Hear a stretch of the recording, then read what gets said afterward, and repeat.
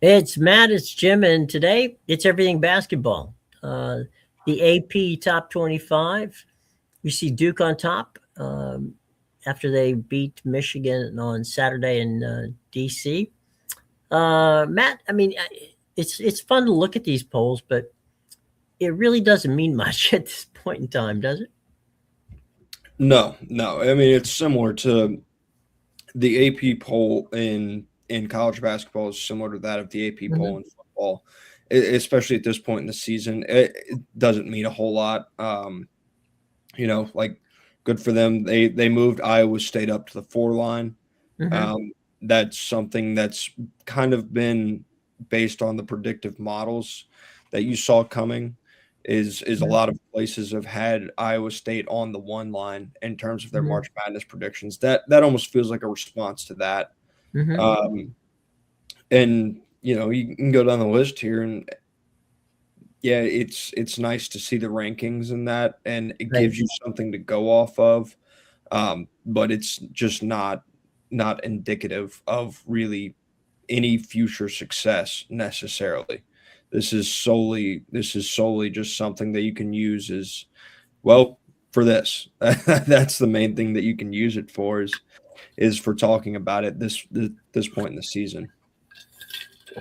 Well, you can also get your bracketology set up for the office pool as well Yep. from this one.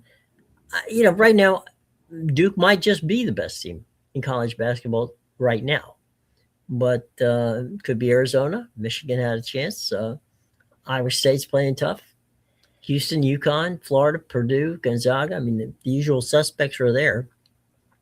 So, you know, Hmm. it's pretty much the people you would think would be in that top 10 are pretty much in the top 10. Yeah, and look, I don't think it's. I think you've got a legitimate case that really you can go down to 14, I think, and make a legitimate case for these teams having a shot to win the national championship. I don't think that's out of the realm of possibility. Um, and then you get into that grouping of teams where really 16, 17, and 18, they're kind of sitting there, the Texas Tech, Alabama, North Carolina grouping in this AP poll. They're sitting there, and these feel more prediction based. All Yeah. three of those teams have suffered injuries. Alabama's were a little bit earlier. They're starting to get it rolling a little bit later here in the year.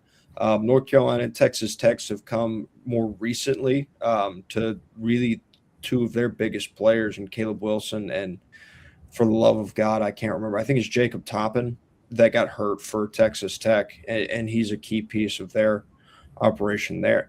So they have a group of hurt teams that I think you can probably look at and maybe go, well, if they get healthy, they could go on a run.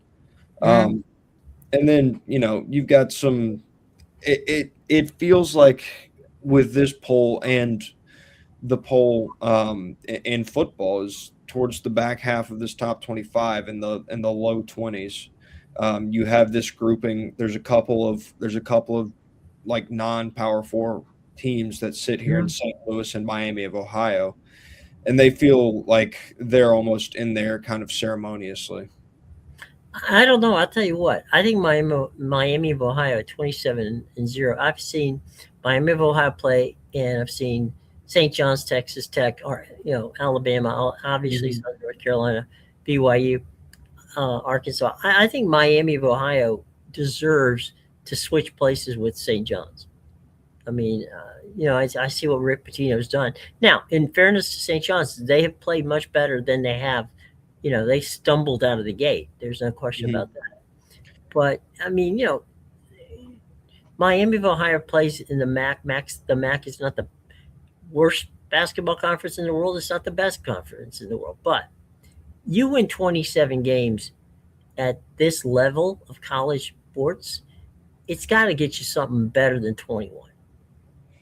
Yeah, you would like to think, and you would like to hope, but there's still ongoing conversation as to whether or not Miami makes the tournament if they do not win the MAC championship. That's something that's very real. It's a legitimate possibility, and based on the numbers, it's something that people have put out there and been like, "Hey, I'm not saying it's right or it's wrong. I'm just telling." and No. you and everybody else that it is a legitimate possibility based on the numbers that if Miami of Ohio does not win their conference tournament, that they won't be in March Madness.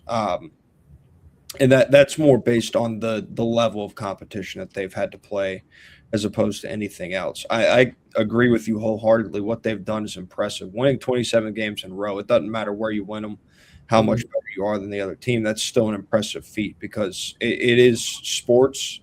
There's still 5 people out there on the floor and a rotation that maybe goes 10 deep that all have to work together every game to ultimately get to that outcome. So it's still something incredibly difficult and should be commended. But that doesn't change the outside factors that loom as we head towards Selection Sunday. Yeah, the thing here's where I go on that. All right, if they don't, let's say for the sake of argument, Toledo beats them somewhere along the line in the conference term. Maybe it's not even a championship game, right? You got a 20, let's say at that point they won a game and then they lost, right? So let's say at that point you're probably going to be what, 31, something like that? 31-1? Yeah. In that realm, I mean, could be 30-1, I don't know. 31-1. Let's say they're 31-1 for the sake of argument. You cannot tell me that they don't deserve to be put in a field of 68 teams to prove themselves worthy or not worthy. Yeah, no, I agree with the train of thought. When we talked about it last week, I just was under the assumption that they were going to make it. Quite honestly, regardless of whether or not they won that conference tournament or heck even lost a game in the interim between now and then. And this is just based off like stuff that I've seen and I've read is that they are far from a shoe-in for March Madness. So I agree with you. I don't think it's right. I don't think this is something that really should be up in the air or something that they have to worry about based on the work that they've done for the really probably, what would it be at this point? Like 7/8 of the season, somewhere in there. Like they finished the season last year with a big run. Yeah, so they've proved, or at least you would think they've proved themselves out and are worthy of that, but they don't see it as such. And I would say it's disappointing, but it's also just kind of the sad reality that is really these mid-major teams, and that some of them don't have a lot of leeway. I mean, dear God, you watch some of these conference tournaments and there are some of these conference games, and there are teams that are just going to get away. Like there are some losses on some of these schedules of these teams that are going to make it into the tournament where they just didn't show up that day. And they'll make it into the tournament because of where they're sitting in terms of their conference, while Miami of Ohio and St. Louis, they probably won't have the same leeway allowed when it comes selection time. Yeah, the other part of the equation too is the conference perception, right? You're going to have obviously the SEC, the ACC, the Big 10, the Big 12, and in the case of basketball, the Big East are going to you get penalized for playing what they would call substandard or not. What is it? The NET rankings, that whole situation there. And so you're sitting there going, okay, here's a team that lost 8 games and they're in the tournament. They're in a conference that everybody in the world thinks is better than mine. I don't know. I just don't. I hate to see and it happens every year, whether it's Big 10, SEC, ACC, whatever. A 7 or 8 loss team is in the tournament, and there's a 1 or 2 loss team sitting on the outside looking at it. Yeah, and I think that a lot of times we can look back with revisionist history on some of those matchups where they lose by double digits. Like I can sit here with revisionist history and tell you that I don't think Georgia was a tournament team last year. They lost by 20 to Gonzaga in that first round, and that was something that happened from the outset. They went up like 20-4 to start that basketball game. And I think the closest that Georgia ever got it was like 10 or 11 points. Mhm. So Gonzaga had them within arm's reach, and they were a team that had barely eclipsed 20 wins. I think they were sitting at like probably somewhere around, I think it's where they played 30 games. So I think they were in like a 21-9 clip headed into the tournament. And they just didn't show up. They laid an egg. And when you look at it and you look at that overall body of work, you can draw a legitimate question as to whether or not they should have been there over some of these smaller mid-major teams. Now, I would say a counterpoint to that has been really over these past 2 years with NIL, these Cinderella stories in these mid-major teams, you've kind of seen a decline in terms of their success rate and the upsets that you see from these teams. Right. Because the way that the talent distribution works in NIL now is if you have a guy pop on a mid-major team, then guess what? One of these Power Four programs is going to come take him from you. And though I think it's a greater concentration of talent, and you are less likely to have those mid-major teams make runs like this because overall they just aren't talented because they aren't able to retain their talent every year in the transfer portal. So I think there's legitimate arguments on both sides. But when something like this in Miami, Ohio, and I'll be honest, I think St. Louis is probably going to be deserving regardless of where they land. Like this, them getting in the AP poll is indicative of the success that they've had throughout the year, even if it does feel, like I said earlier, ceremonious. So I think they do deserve to be in, but I think there are legitimate questions that can be raised regarding, whether you let these less successful power conference teams in versus some of the mid-major teams that may be looking for an at-large bid. Yeah, let's go back a number of years, basically. It took Gonzaga probably 7 or 8 years before they proved to the committee that they were deserving of getting in the tournament. And on the heels of Gonzaga came St. Mary's from the same conference, the West Coast Conference. University of San Francisco has been one of those teams. Of course, they had a little bit of luck because back in 1960, that's where they basically had a super team back in 1960 with Bill Russell and the folks that they had. But my point is this: I guarantee you, if Miami of Ohio at the beginning of the season were trying to schedule Michigan or some of these other teams, they wouldn't play them. Yeah, and that's really more of that would be more, I think, of an avoidance strategy from those power teams. Is they don't like. Well, typically speaking, they don't like the smaller teams that play well. Like just in general, you don't really want to have to play those guys because then it's, well, look who you lost to, right? Like it feels like you have everything to lose and nothing to gain if you're those power programs scheduling them. That's the way it's looked at. Like I think when you go back in like football, Cincinnati had to prove themselves out for a couple of years to get where they were. And I think they were deserving still going back to that game they played against Alabama back in 2021. But I think you have to be careful because not all cases are the same here. No, it's true. So like when you look at that Cincinnati team and the way it was built back in 2021, and you look at some of these teams that, like, they're built on legitimate talent. Cincinnati had multiple NFL draft picks selected that year. I think they were second in terms of draft picks taken in that draft following their playoff appearance. So those teams are talented, and that proves out. And I think in this case, when you have a tournament like this, is you can make these assumptions based on what your analytics are telling you, and that's one thing. But I mean, you've got in total with the last four in a 68 bid tournament here. Like it's not like we're selecting the 4 best teams. It's not like we're selecting the 12 best teams. You have this extensive playoff format so that teams like Miami of Ohio can lose a game and go on special runs like this and still make the tournament as an at-large bid. Like Mhm. it should be extended out to where they have that option. And I'm hopeful that they get that opportunity. And, all of this can be for naught if they go win that conference tournament. But I think it's a worthwhile hypothetical that we're working with.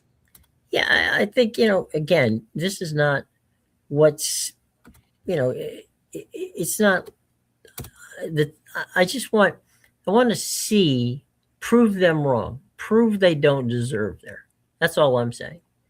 Yeah. Is don't exclude them because their power rankings versus blah blah blah. The power rankings don't mean crap. I personally want to see them play on the court. Put them Yeah. on the court, and if they beat them by 30 points, then I'm wrong and you're right. Yeah. And that's what I think that's what people like. I think that's what they want / hope for in college football is like they want to see these hypotheticals that they have in their heads played out.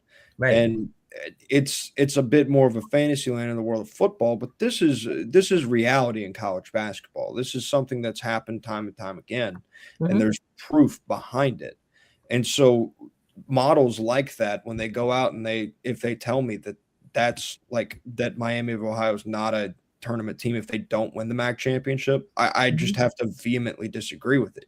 You want to get numbers involved when you're in a very in a very selective process where you don't have a bunch of teams. You have 64 teams. You have this leeway to do this, and I see no reason not to. We're talking about in college football, we're talking about 12, right? Mm-hmm.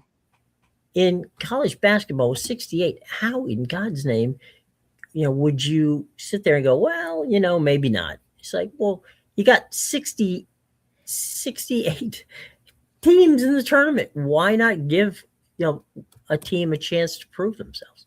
Yeah, absolutely. And that's what should happen.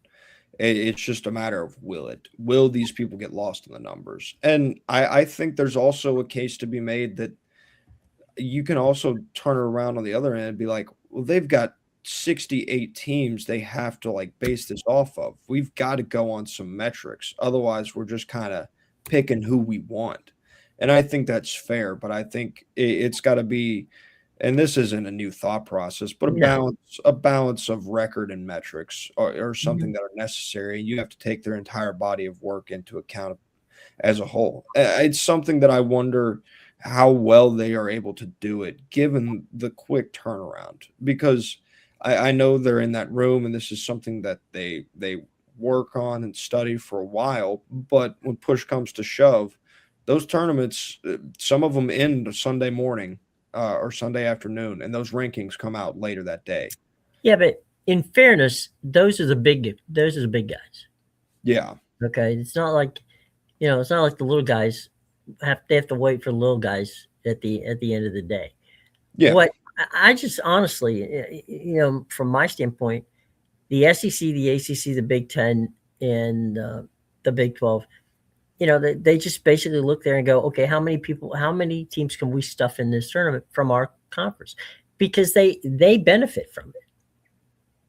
It's Yeah. it's it's it's it's tough if you're Mike Oresco when Mike was there at the, as the conference head at the American Athletic Conference and the Mountain West and some of these other and the West. We talked about the West Coast Conference with St. Mary's and teams they've got.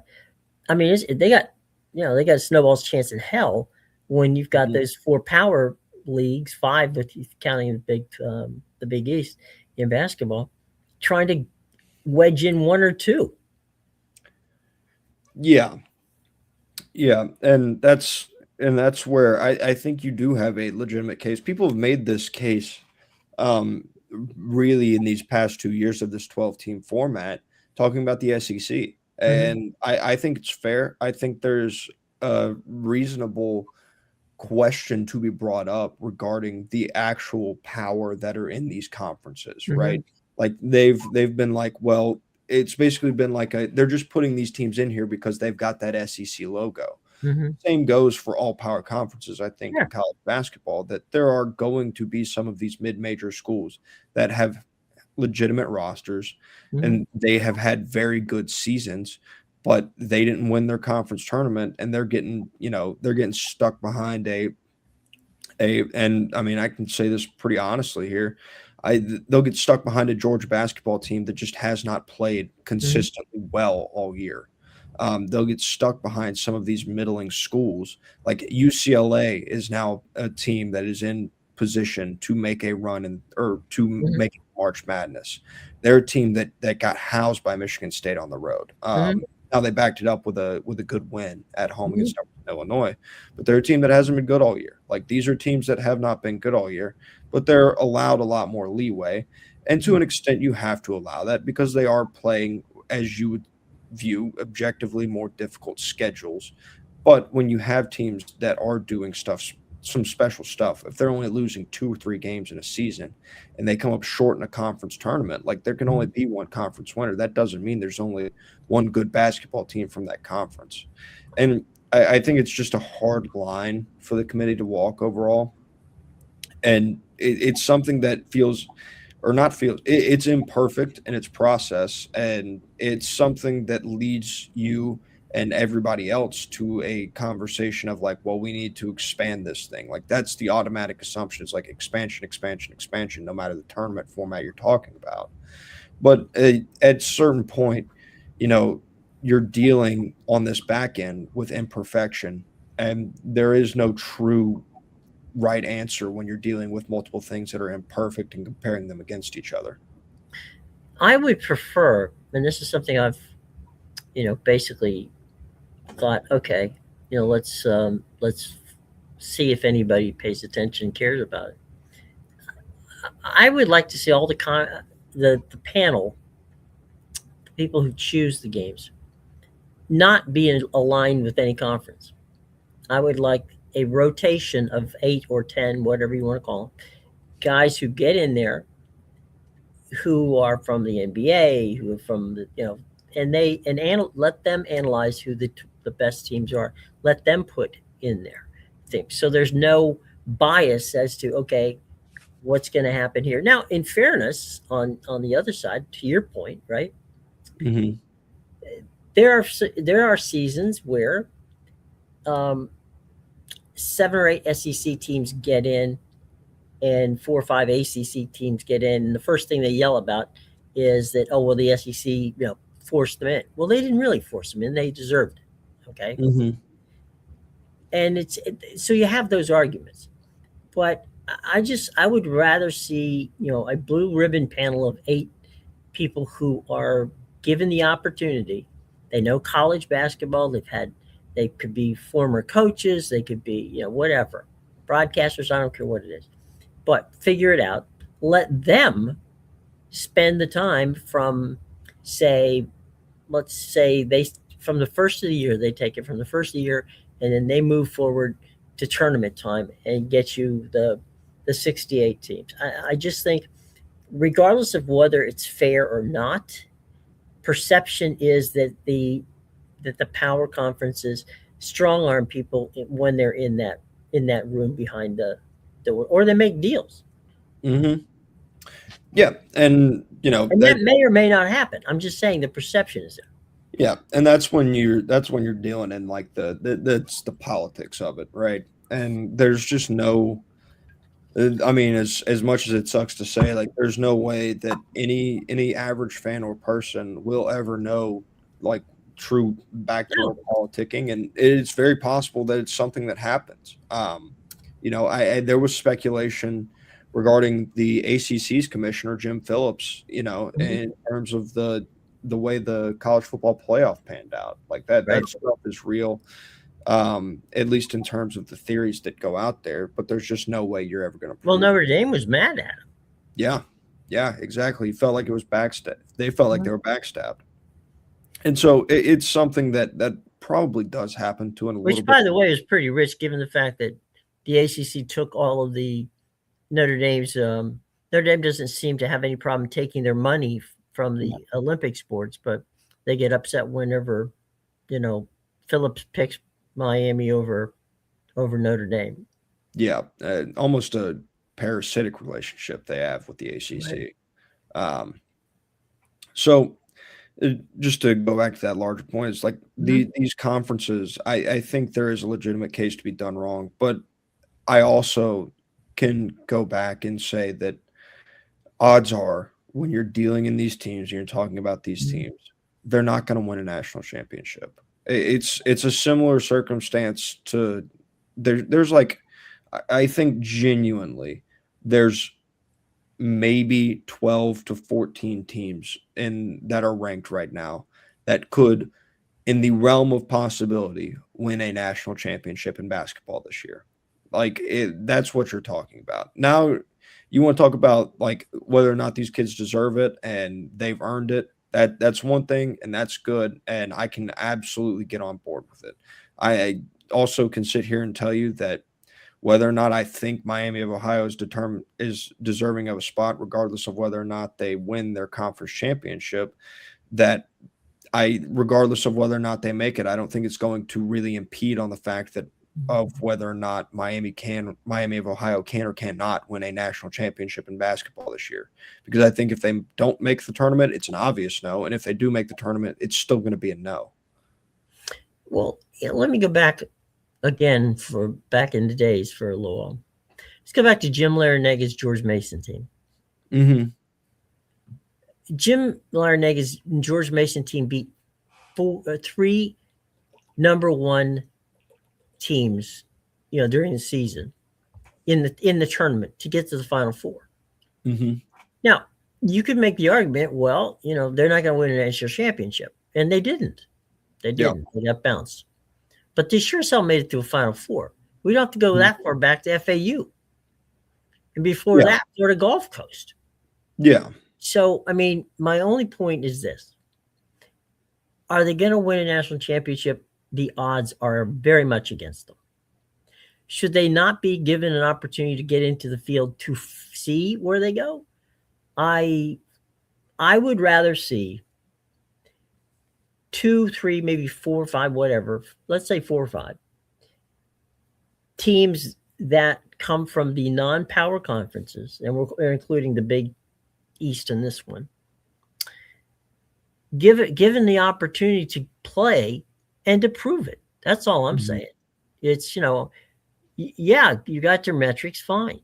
But a 9-loss Tennessee team doesn't belong in the damn tournament in my mind. Yeah. And talked about it. I think it also impacts like how did you lose those basketball games? Who did you lose those basketball games to? All of that matters. The analytics, this, that, and the other, all of that matters. And you are 100% correct. They hang banners for Final Fours at a lot of these places. So those hang all the same that a national championship one does. So there is that aspect. And my only counter argument would be that, the George Mason, even FAU, talking about recently, those teams were in a different model of college athletics overall. They had talent acquisition that was significantly different than college athletics right now. And I'm not saying it's impossible. In fact, I really hope it happens. Like I would love to get more. I'm one of those guys that goes through there and tries to strategically like pick my upsets. Just a dumb idea and its basis. But like I want those upsets. I want the madness back in March Madness. It's something that hasn't been there as much. The number of upsets are down over the past 2 years. It's something that I prefer to have in March Madness. It makes it a lot more fun. It makes it more entertaining. It's a better watch overall. And getting teams like St. Louis and Miami of Ohio in there is something that can improve that product because they do have that level of talent. Like that's where you have to come in. You have to have these legitimate evaluators. And there's always going to be an argument for bias because everybody's got to graduate from somewhere.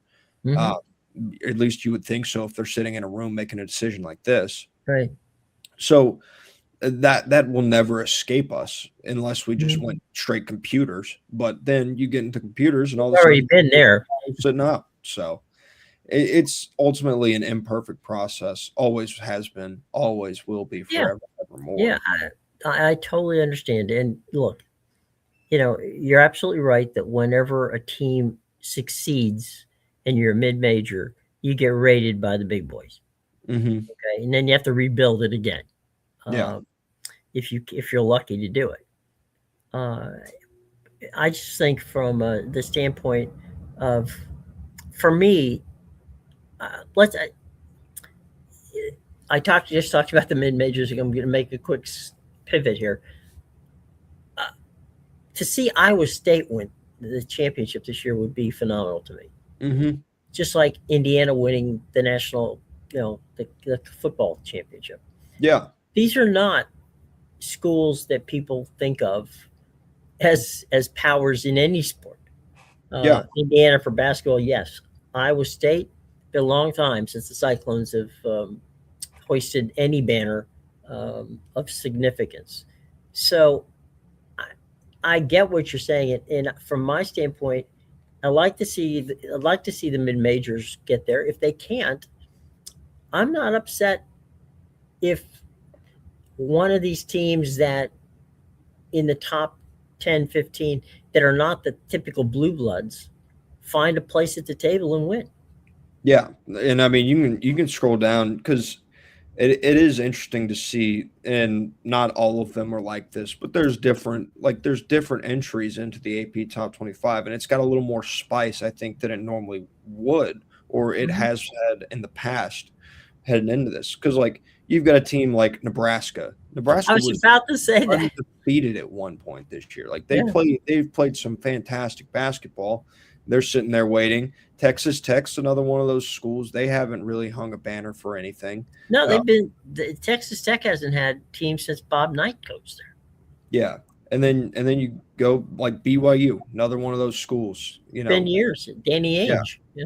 yeah, and so it's filled with teams like that, and I think there's teams kind of sitting on the outside of that top 25 that are also non-traditional powers that have been there. Well, there's I'm looking real quick here of teams that got votes. Wisconsin got 47. St. Mary's, who has always been a tough out in the tournament, 30. Villanova, 15. University of Miami of Florida, not to be confused with Ohio, 10. Utah State from the Mountain West, 8. NC State, 7. SMU, 4. A&M, 3. That's Texas A&M, I should say. Iowa, 3. UCF, 3. High Point, 2. Stephen F. Austin, 2. And Navy, um, bringing up the rear with a single vote. Um, evidently, one of the teams, one of the coaches uh, has a fondness for Navy. Um, by the way, just so people know, you can't vote for your own team in the in this in these polls, these coaches polls.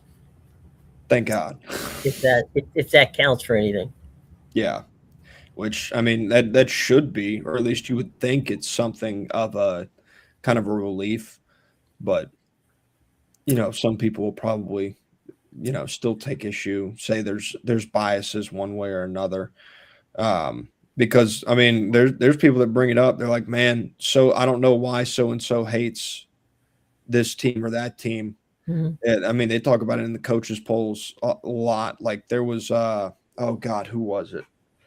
Oh Lord, there was a. It may have been Luke Fickle at Wisconsin, uh, Okay. that left like this past season. They just left Georgia out of it. He just left Georgia out of the top 25 altogether of his coaches poll. It's Mhm. like it's a team that was in the playoff isn't in your top 25. Is it bias, or is it just a pure mental like slip and a mission? And I say that because like as an exercise at home, go sit down and try to write out your top 25 teams without looking at a poll that's already been given to you. Like Mhm. go try to rank them yourself and see if you forget somebody. I bet you probably will. I will tell you that from, what was it, 1982 or 3 through 2002, I had a football vote for UPI. Mm-hmm. And I honestly, I mean, I took it seriously. I mean, there were nights there were days when I was doing a game that I would stay up, into the wee hours for a West Coast game just Mm-hmm. so I could see, that before I turned in my ballot. And I, a lot of times, and those are back in the days when the polls actually decided who the championship, who was the champions. It hadn't gotten to the BCS yet. Yeah. And so, um, I can say then and now, a number of times the votes will be taken and handed in under the name of, Luke Fickle or whomever, right? Mm-hmm. But it's an assistant coach or an SID who does the actual Yeah. voting because the coach basically doesn't have time, doesn't care. Yeah. They may say that, but they don't. And so, is there biases? Of course. I mean, they're human, so they're going to make, are they? If somebody's pissed at Kirby and they say, "Well, screw it, with my vote is not going to matter. If one vote's not going to make that big of a difference, so I leave them off my ballot." If enough do, yeah, it would make a difference. But is it fair? No. But is it a human response? Yeah. I Yeah. mean, or I can't see like a Bob Knight or someone like that. I don't know that Bob ever voted, but maybe let's say he did. I don't think that there would be a Big Ten team that he would put ahead of himself. Yeah. Yeah. And I think you have that's not an unreasonable. Like these guys are competitors. Right. Like if somebody beats you, you're probably not going to be too thrilled about it. Right. Doesn't mean you hate the guy or anything like No, that. no. It's like, but strategically, right? Mm-hmm. Strategically, you're thinking, all right, how close can I get?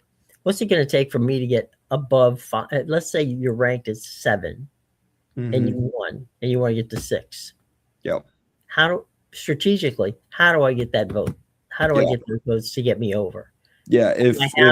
Do I have friends in the SEC who will vote for me? Yeah. Get to push it up, and when I say the SEC, it could be the Big Ten, could be any of them. Yeah. What if I And just leave number 6 completely off my ballot? yeah, there's that too. So there's a lot of different behind the scenes permutations, which leads to the exact kind of thing that we've been talking about for the last almost 40 minutes, and that is speculation as to actually what happens in the room. Yeah. I have seen Selection Sunday from inside CBS's headquarters, and they literally don't get that information, which has to be loaded in graphics. The graphics are actually loaded by one of CBS's graphics people at the site, which I think it was last time it was in Dallas, right? I have no idea. Yeah, it was. I think they met at a hotel in Dallas is where I think they met last year. But it doesn't matter. It could be Indianapolis, wherever it is. It is. Yeah. Anyway, so they get a panel by panel. So nobody really knows what's going on until when those guys say they see it for the first time. They say that's true. The moment it pops up on the screen, it's the moment they've seen it. Yeah. And I mean, that's something that's been contested about the football ones, right? Right. Is everybody's like, well, they knew. Like they knew prior. Mhm. Probably not. Like if basketball does it, why is football any different? But yeah, You mean those Tuesday night things where they? Oh yeah. Yeah. Well, Those are things that it's fed to them to a graphics operator, and then when the graphics operator has finished the panels, they give the clear and they go, okay, punch it up. yeah, and I mean that's how it should be, because if you take that at face value and that you actually believe it, then it kind of absolves some of the, I guess, bias from these network analysts and Talking stuff heads, like that. Yeah. But even then, it's still not enough to make people happy. No, and I look, I will tell you, for me, and I think if you asked a Clark Kellogg or any of the, Andy Katz or any of the guys who are sitting at the desk, right? They'll tell you they'd rather see it for the first time and react to it with a fresh reaction than actually know ahead of time. Yeah. Yeah. And you can see sometimes. I mean, I believe me. I know some of these guys. They're not actors, so when they seem surprised, it's not like they're feigning surprise. They're surprised. Yeah. So, I mean, that I don't really know why it would matter at the end of the selection either. Like, so what? Somebody didn't like this team getting in or that team getting Right. left out. Like, what does it matter? These guys are analysts. You're asking at a certain point, it gets like you're almost working on a juxtaposition. Is you're asking these guys as analysts to give their opinion, Right. but then you also want them to kind of reel in their opinion and their bias. Like bias is part of your opinion to a certain extent, which is why, the availability of multiple opinions is a good thing. Hmm. But, people get mad regardless of what happens, and they're not mad at them inherently. They're mad at the result. But boy, they make a great scapegoat. I I personally don't mind if somebody has a bias. To be honest, Yeah. because that's truthful to me. You know, it and what was it? How many years ago was Auburn really good in basketball? A couple years ago. Last year. I Was it mean, last year? yeah, they were good last year. They were I good. couldn't remember because Chuck was 23. all over it. I mean, Chuck, Yeah. he's not hiding 1 minute that he's rooting for Auburn, And it makes and like I don't care about that. That's great, good for Chuck. yeah, you can't Oh, you can't have like a full panel of that, right? no, Otherwise you just got like and now you're right. just hanging out in the living room with your buddies pretty much. But you need that aspect of these shows to Hmm. make it feel like more human and connecting with your audience to an extent because you can And offer really honest as great, well, huh? and honest as well. Yeah, it's like honest and transparent. That people appreciate that. I appreciate it. I know who Chuck was rooting for, whether he said it or not. So yeah, get it out there in the open. Like you don't need to just make your whole segment about it, but it's good to have it be known. I was on a conference call. They do media calls prior to the Final Four, and Jim Nance was on it. Jim, of course, was a graduate of Houston, and Houston was going, was Hmm. had a chance to get to a national championship game. And Jim said 100%. He goes, "Look, I'll call the game. If it ends up being Houston, because nobody knew what was going to happen at that point." Hmm. And he said, "Look, if it's Houston, I'll call the game. Do I? Who? There's no doubt. I'm telling you right now, I want Houston to win. But that doesn't mean I can't call a straight up basketball game. Is I've called Houston's games 4 or 5 times already this year, and it is what it is. When the game is over, I can go over and shake hands and celebrate with them. But during the game, I'll call the game. Well, that's the play-by-play guy. The color analyst is a little different. It's a little bit. I mean, Curb Street he got ran out of the state of Ohio Yeah. by the Ohio State fans who, and he's never hard on them. I mean, he's honest, but he's never hard on them. But they thought he was, so he lives in Kentucky. Yeah.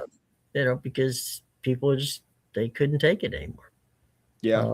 And s- I think there's a really good like public perception versus Mhm, actual reality mhm, with Kirk Herbstreit because like he got ran out of the state of Ohio, right? mhm, And then right. you go back to that 2022 Peach Bowl, and I mean he's in the post game presser and he's welled up with tears, Mhm, like he was upset about it. mhm, And so it it's it's something where people believe one thing, but you catch them in the moments of vulnerability, and you see mhm. a complete other thing that completely contradicts what the public perception is. But public perception drives narratives more than anything else.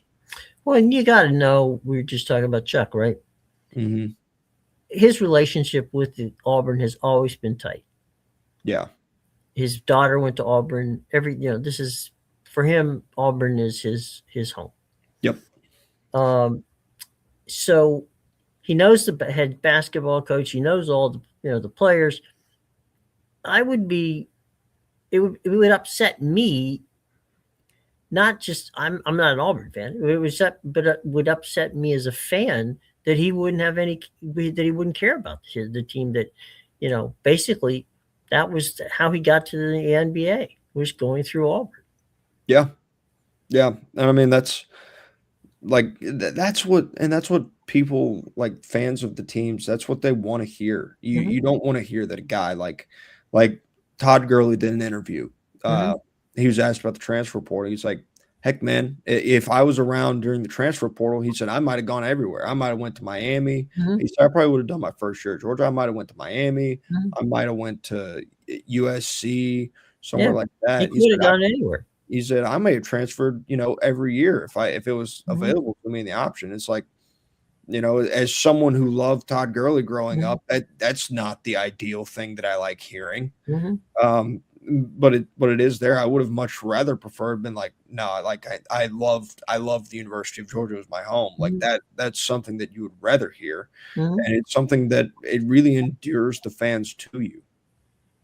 Well, it's also, I mean, I think Tebow has been pretty solid on his love and his relationship with Florida. And there's a couple of Georgia guys. I can't remember who they are. I mean, they don't hide the fact that they're Bulldog fans, and they shouldn't. Yeah, they shouldn't. They should be proud of the universities they went to and want them to win. I mean, that's the human aspect to me. It's much more human for you to want the team to win you grew up playing for or you grew up rooting for. Yeah.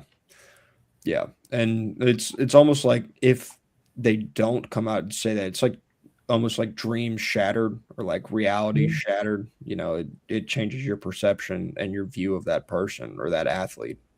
We'll switch just on this topic just for a moment to baseball. I worked with Joe Castiglione for a couple of years. And when there couldn't have been anybody happier to get the Boston Red Sox job than Joe Castiglione. He grew up as a Red Sox fan.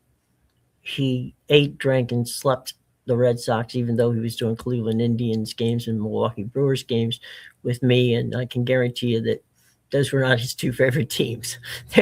They were. He enjoyed working for the organizations. He gave 100%. But when I was doing local sports, when we were doing the local games, right? I wanted my announcers to be homers. Yeah. Objective, but homers. Yeah. I'm saying, look, they were saying, well, we need to be more objective. And I go, no, we don't. Okay. And here's why. We are broadcasting to a fan base. Okay. We want them to tune in tomorrow and the day after tomorrow and every other day we have telecasts. Yep. And the only way we can do that is if you're as pissed off that they lost as they are, or upset, or happy that we won. Yeah. So please, give me some enthusiasm here as to why am I listening to you if you're not, again, objective, but and I tell you, the guy who really was the gold standard was Vin Scully, and Vinny would open up his game by saying, "Welcome to Dodger baseball today. It's a beautiful day, at Chavez Arena." And he was as much a homer as anybody else, but he understood the process of how, to make certain that the fans knew that if they made a mistake, meaning the Dodgers made a mistake or they did something bonehead, he would call them out on it, and the players didn't care. Yeah, we're just being honest with it. It's something that Dave O'Brien, the Red Sox play-by-play guy on TV for NESN, he's been highly criticized. Like, people do not like him because he does not feel like he's wants the Red Sox to win. Like, that is the general perception of Dave O'Brien. Dave O'Brien's a really good broadcaster in terms of, like, you listen to him do a basketball game. He does college basketball in the off season. You listen to him do those college basketball games. He's a really good announcer. He does really good in this play-by-play. But he's been very criticized. Like, he called, I remember I think it was the game last year, when Garrett Crochet had pitched 8 2/3 scoreless against the Yankees. He was going for the complete game shutout. He had like 11 strikeouts, something like this. Aaron Judge was his final batter, and he threw him a fastball low and inside, and Aaron Judge hit a homer off of it to tie it up in the top of the ninth with 2 outs, right? And Dave O'Brien sounded over the moon when Aaron Judge hit this home run, and it really pissed people off. And you're tuned into the Red Sox broadcast. If I wanted to hear people get amped when Aaron Judge hits a home run, I'm going to turn on the Yes Network, and I was going to say, flip over to Dave Sims on WFAN. He'll be happy to accommodate you. Yeah, exactly. And I think Dave Sims is a really good example of it as well, because he's a guy that did very well in Seattle, calling the Mariners games, and he was loved in Seattle. But it's got to be like, if there is a team that you grew up loving, then when they give you the call like the Yankees did, then you're probably going to go call those games, because if I'm being honest, you're probably just going to get a little bit better of a product. Like, you have to truly love something, I think, to get the absolute best product out that you can. And, you can really love Mariners baseball. And I'm sure he did. I'm sure that he came to love the Mariners, the city of Seattle. And I think eventually he probably got to a point to where he loved them. But man, there's just something different about the team.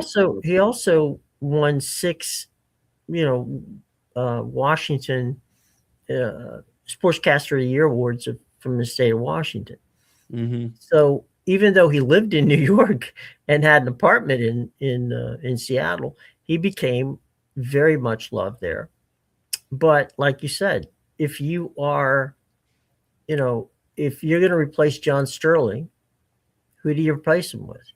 You have to replace him with somebody who is going to give you that enthusiasm and give it to you in a way that he knows the Yankees. I mean, Dave knows the Yankees.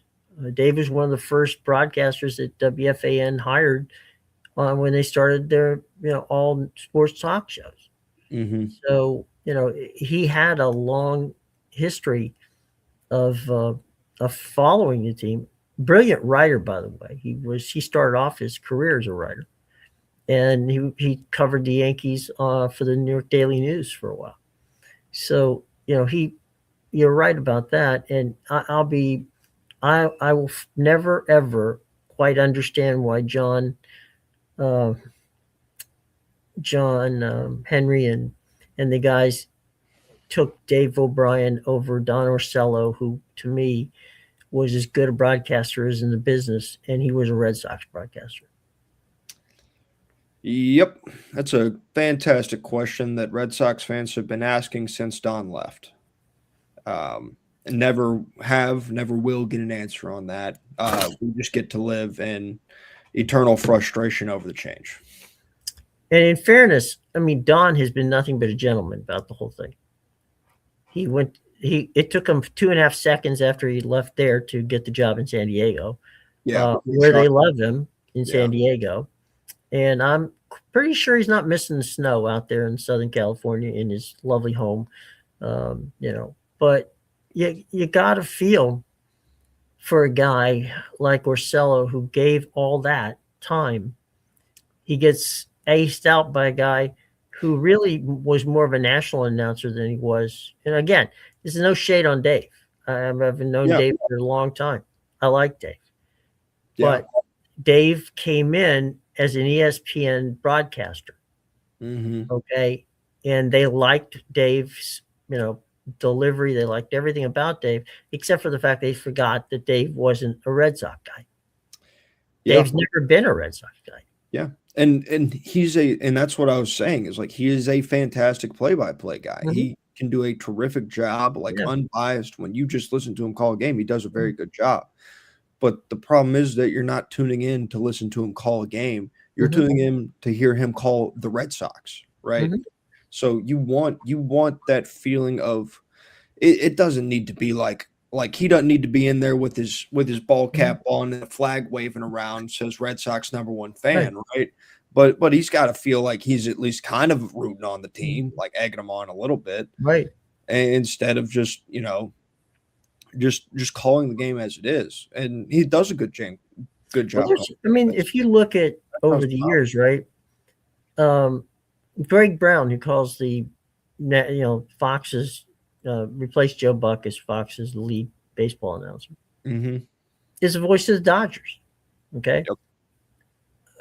if you didn't know that, and you just listened to the game, the World Series games, you would know. I mean, he did a very good job of just playing it straight. When he's with the Dodgers, he's a Dodger guy. You Yep. know, there are guys who can do that. One of the most famous Red Sox announcers was Kurt Gowdy, and Mhm. Gowdy got drummed out a bit during the '75 World Series because when the Red Sox didn't win, it was you could tell in his voice that Gowdy was emotionally upset. You Yeah. know, it he was the ultimate professional, but had about a 2 minute you know show of emotion, which you know basically put Dick Enberg in that broadcast. Yeah. And that's like and that's where you get to it's similar to what we were talking about with the selection process. Like you're asking for perfection in what is an imperfect process. Like it's Right. impossible to find a happy, perfect medium on the in between of them. Dave Mhm. O'Brien does a fantastic job calling Mhm. regular games. He doesn't do as good of a job calling Red Sox games. Mhm. And it's hard to get that perfect mixture because I mean for as good a job as oh god, what'd you say his name was calling the World Series this past year? Greg Brown. Craig Brown. As good of a job as he did, and he did do a very good job. Mhm. There were still people that were like, "Yep, of course, this guy's the Dodgers announcer." Like, it's impossible to be perfect in it. Mhm. Well, they have Vin Scully, and we'll roll this one out with that. The famous situation with Kirk Gibson calling Kirk Gibson's home run in that game in the World Series against the Eckersley was pitching for the Athletics. And between innings, he said to Harry Coyle, who was the director, he said, Harry, he saw um, Gibson go down the tunnel. And he said, if Gibson comes out of the tunnel with a bat in his hands, he's going to hit. There's no, and Tommy Lasorda will have to tackle him to get Mhm. him not from walking into the on deck circle. So it was the fact that NBC could set that whole thing up for one reason, because Vin Scully knew the Dodgers and knew that if he saw Kirk Gibson with a bat in his hand, Kirk Gibson was going to come up. Whether he was going to get hit or not, who knew? But Yeah. Kirk Gibson was going to.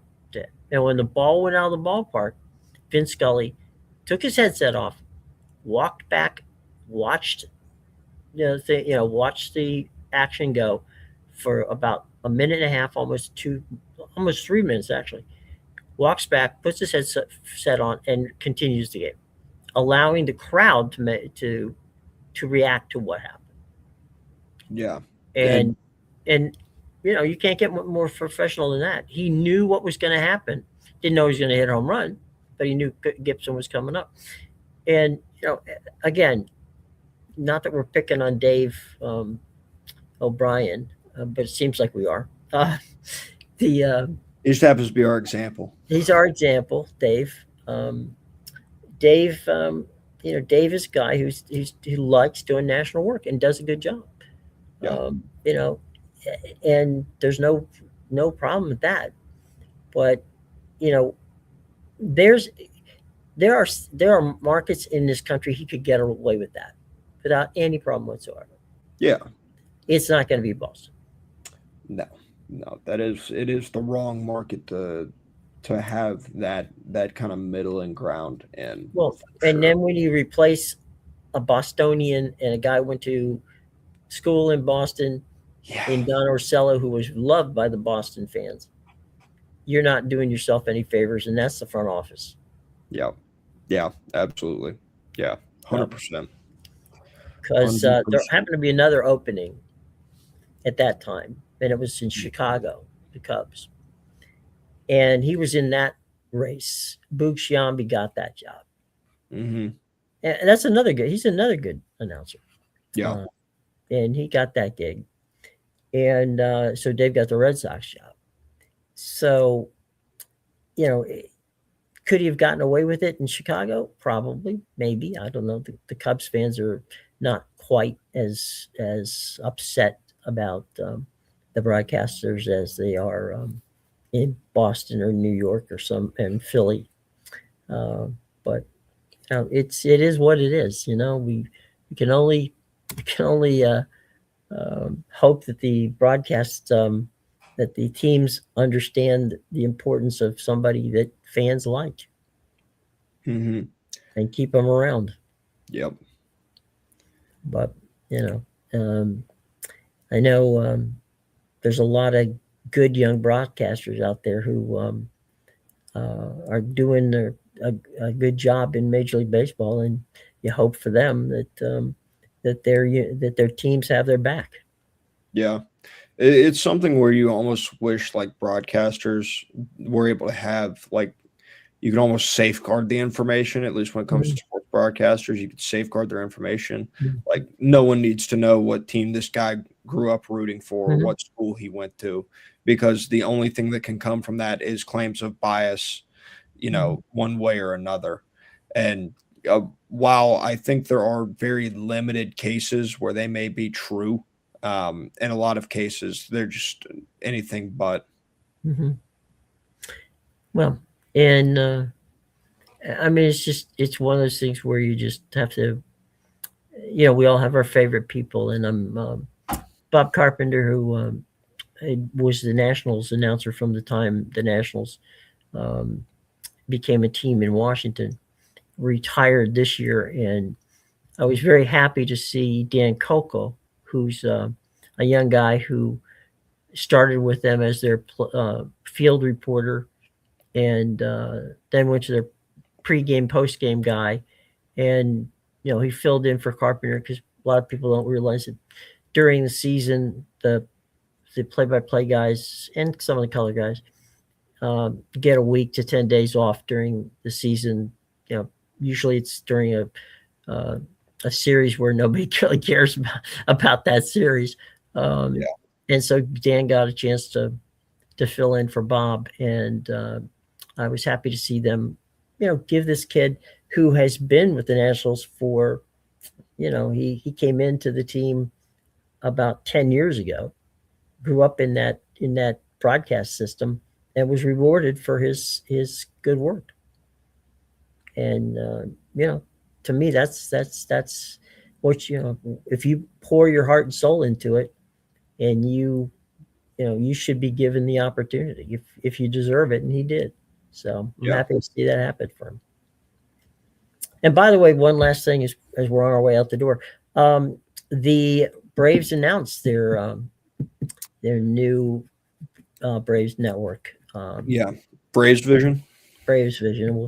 We'll know more about it soon, but we will find out. And, which is funny because it's what they used as like their pregame intro for a while. When they like right before the first pitch and like the team ran out, they used to. They may still, and I just don't remember. But they used to like throw up on the big screen right before they ran out, "You're now watching Braves Vision." Mm-hmm.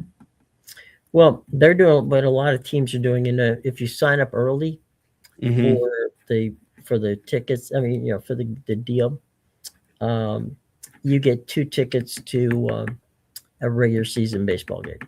Yeah, which it's kind of standard practice at this point. Yeah, the promotions. Yep. All right, boys and girls. Come back tomorrow. It's Wednesday. We'll figure out what we're going to be doing between now and then. I'm sure there'll be something that pops, and we'll have a chance to chat about it. Until then, have a lovely weekend. A lovely weekend. It's only Tuesday. Have a lovely day, and we'll see you tomorrow, buddy. Take care.